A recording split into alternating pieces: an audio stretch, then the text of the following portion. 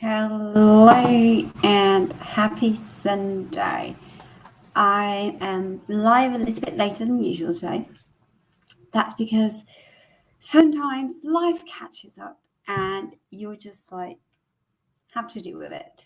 That is it. Hey Carol, so nice to see you over here. Hey Anita. Oh, lovely. I should do this every time at this time. Happy Sunday to both of you. So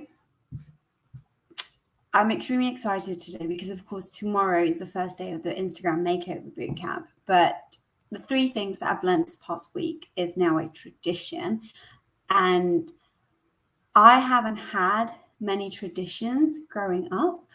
So if I can create some of my own, even though they're in the online space, then I'd like to do that. And I'm just going to carry on doing that. So the first thing that I want to talk to you about is very, very powerful once you learn how to jiggle it all. And the thing is that I've always had an issue letting go. Now, growing up, I've had to let go many things. We're talking about friends, houses, places, material things, emotional things. And it was hard for me. And at the beginning, what I used to do, and I'm guilty of doing it also now sometimes, so I force myself with all the knowledge that I know right now to reframe it. I used to literally just focus my attention on something different. So if there was something that I had to let go and I was forced to let go, then what I would do to protect myself and to not suffer, then I would put on a brave face and I would literally just focus my attention on something different. And when I did that, of course, I wouldn't feel the pain that I was feeling, but I wasn't elaborating all the feelings that I had in that moment. Hey, Cam. So what that did in the moment, it allowed me to move on and not feel what I felt, which was sadness and frustration and anger and really bad feelings that I do not want to remember right now.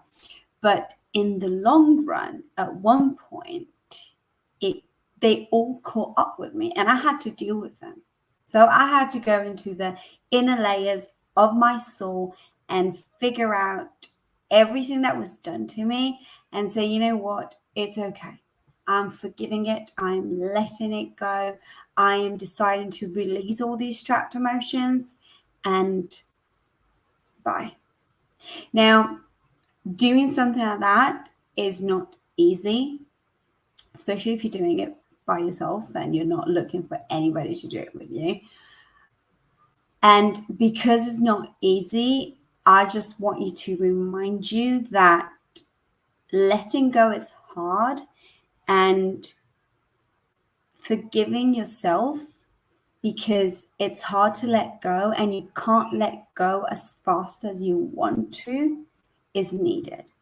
So one of the things that I teach my one-on-one clients, and I always do that, is forgiveness. And they're like, well, I don't want to forgive that person. I don't want to, that person did horrible things for me. And I was like, okay, you don't want to forgive that person. Can you forgive yourself for the feelings that you kept on for years and years and years? Are you able to forgive yourself for the trauma that someone else caused you and you decided to react in that way to the trauma that somebody else caused to you? Can you forgive yourself? Because that is the key. The key is to forgive yourself at all times. So if you're trying to let go of something and you're finding it hard right now, forgive yourself. Because trauma happens, there's big trauma, there's little trauma, but there's you, and you are this beautiful human being, and you have feelings, and you have a brain that remembers absolutely everything. And even when you think that you forgot something, your brain hasn't. So it's going to keep it down in the layers of your subconscious mind, and it's not going to go. So forgive yourself. If it's taken too long to let go of something, just tell yourself it's okay. It will take you as much as it needs to take you, and it's okay.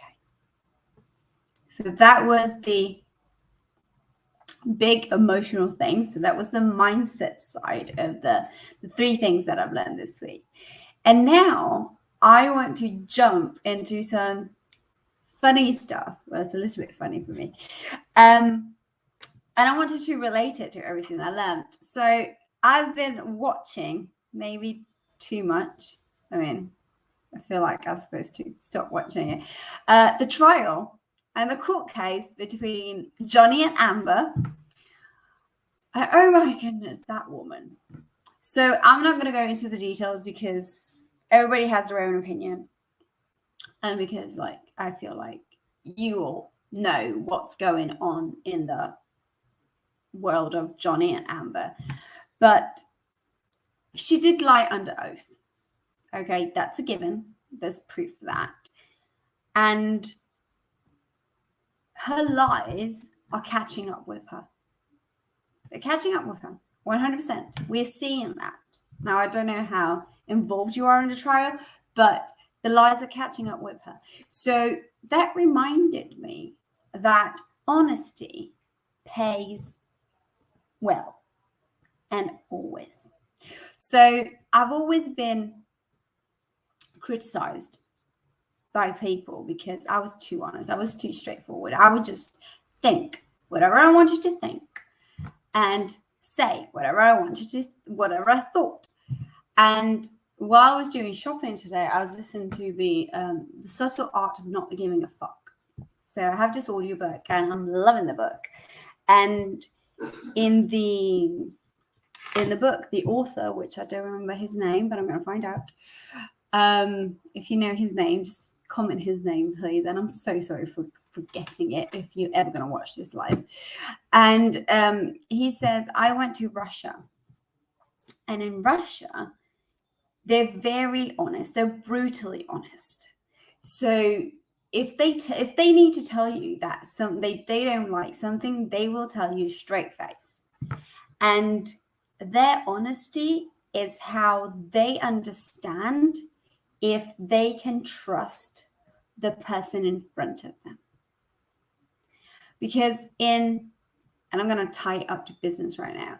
In business, what most of the times happened is that coaches out there and mentors and so-called mentors come to you, and because they want you to buy from them, they will tell you what you want to hear.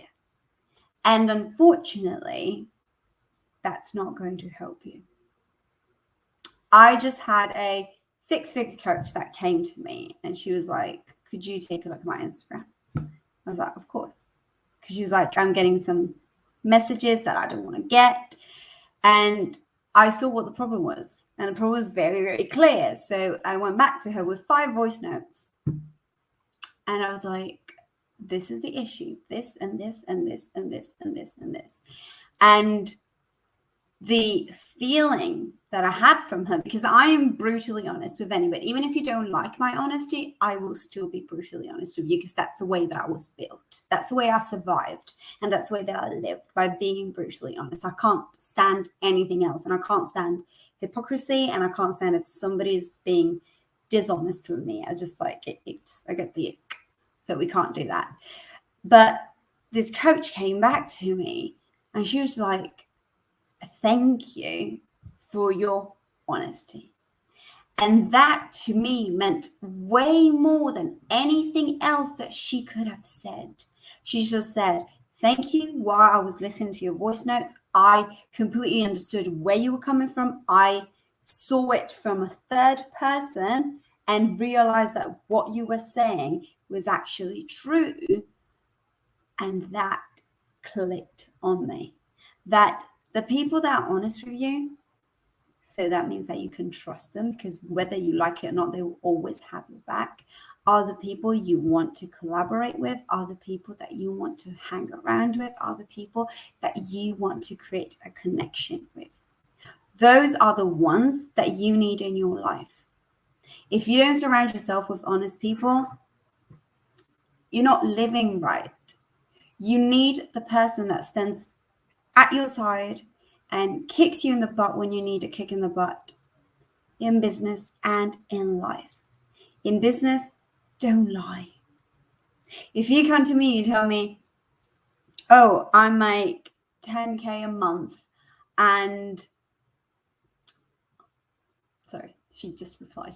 So I make 10K a month and I have so many clients, I can't help you. I won't come to you. If you come to me and say, you know what, I already had 10 Instagram accounts and they worked so well, and then I look at your page and you have 100 followers and 0 likes and comments, I cannot help you. And if I can't help you, you won't succeed. And it's at the heart of my values to make you succeed, because the moment that you succeed, I succeed. So let's cut this short.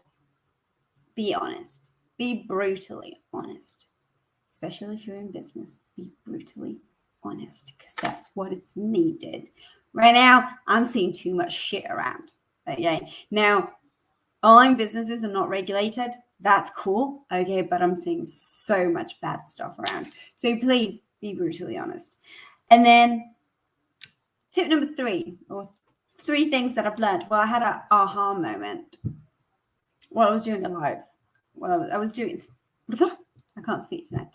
So, I don't remember what day it was, but this past week, I did a live about content and the 3 mistakes that a business owner does on Instagram and why their content is not converting. And while I was speaking and while I was explaining why their content was not converting, I had an aha moment of my own self. I feel like that's brilliant. Anyway, let's continue. And my aha moment is that I see too many Instagram gurus around that tell you how to create the perfect reel and how to engage with someone and how to change the colors and how to literally do a transition. And it's all flattering, but it's very, very superficial. If you don't know what your business is about, and if you don't have the good foundations for your business, your Instagram will not go anywhere. And that's what it clicked. There was something that was wrong every time that I saw these Instagram gurus that were like, oh yeah, just do the transition and you'll gain more reach, and just do. It makes no sense if your business is not on solid foundations. Now, I do have the solution for that, all right? And it will be coming very, very soon, sooner than what you expect. But it was a very big aha moment. So if you see that your business is not going, your Instagram is not going the way it's meant to be, sometimes it's not about the Instagram. Sometimes we need to look at the bigger picture and understand what your business is actually about. Bye, Cam. I'm gonna close it in about 2 minutes, so you won't miss anything. But thank you for staying. So we'll have to look at the bigger picture and see what your business is about. Because sometimes what you lack is foundations of business, of who your ideal client is and what their pain points are, what their desires are, what you're actually niching in. Sometimes that is the issue, not your Instagram. Because I can assure you that once you have clarity of what your business is about, then Instagram is like that. Instagram is just the easiest thing that you could possibly have. Because I'm going to repeat this until the death of me. Instagram is just a tool that you use as a marketing tool to market your business. your business still remains the one and only, the most important thing. And you create your business. So you are the most important person in your life. Those are the 3 things that I've learned this past week. I hope you enjoyed them. Let me know in the comments which one was your favorite, which one, if you had a aha moment. And if you have any questions, you know where to pop them. Of course, if you're watching replay, #replay, so you give me some engagement. Thank you very much. And I'll see you all tomorrow, because tomorrow morning, 8 a.m. British summertime, we are starting with the Instagram Makeover Bootcamp. I am so excited for it. I'm very, very thrilled. If you have joined by the link, you will get access to the Zoom private room and to the workbook. If you haven't joined with the link, go and join with the link right now. Okay, so I'm going to see you all tomorrow. Anita, I can see Anita that is excited for tomorrow. I'm so excited too. I'm going to see you all tomorrow. Have a lovely evening. Get some good night's sleep, all right? Because tomorrow, bright and early, I am going to fill your mind with the 7 steps to have a bio that converts on Instagram. So I'll see you all tomorrow, and bye.